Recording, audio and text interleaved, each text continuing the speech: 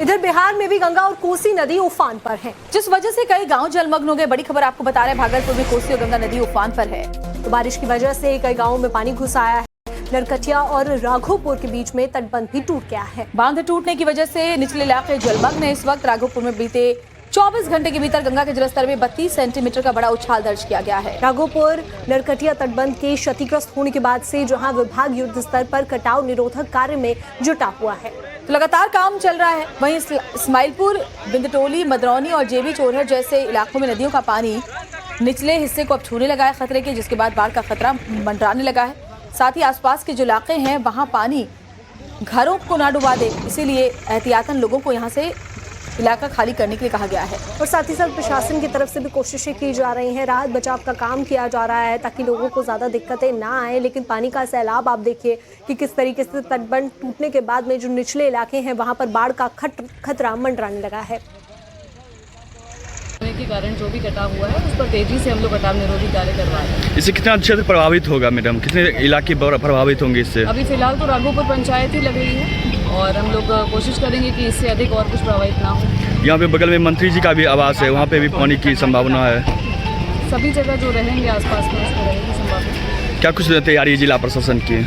अभी जैसा मैंने बताया कि कटाव निरोधी कार्य ऑलरेडी चल रहे हैं, रात से ही शुरू कर दिए गए और राहत कार्य की भी यदि आवश्यकता पड़ेगी तो किए जाएंगे। इसमें फ्लड डिपार्टमेंट द्वारा काम स्टार्ट कर दिया गया है और हम लोग भी कोशिश कर रहे हैं ज़्यादा से ज़्यादा मेंबर में जो भी बैच वगैरह आने हैं उसका मूवमेंट हो जाए और हम लोग कोऑर्डिनेट करवा रहे हैं। फोर्स का भी डिप्लॉयमेंट यहाँ पे कर दिया गया है और फोर्स हम लोग बढ़ा रहे हैं और ये फोर्स लगातार यहाँ पे डिप्लॉयड रहेगी जब तक पूरा काम खत्म ना हो। क्या कुछ देखें कितने मीटर में ये कटा हुआ होगा, क्या कुछ स्थिति बनी है? ये लगभग 30 से 40 के बीच में मीटर में कटा हुआ है और काम स्टार्ट टाइमली हो गया है। तो हम लोग ऑप्टिमिस्टिक हैं कि टाइमली इसको कंट्रोल कर लिया जाएगा ताकि लोगों को ज़्यादा सुविधा ना हो। और पटना से सटे दानापुर में भी गंगा नदी का विस्तार डराने वाला है।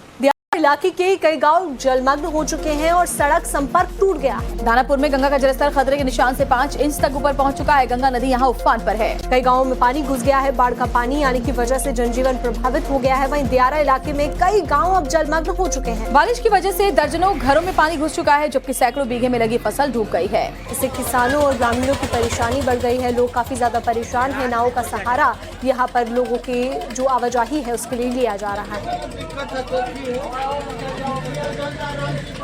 तो तस्वीरें देखिए, मुख्य मार्गों से संपर्क कटने के बाद लोगों के पास एकमात्र सहारा नाव का बचता है और हर साल स्थिति इसी तरीके की मानसून में हो जाती है।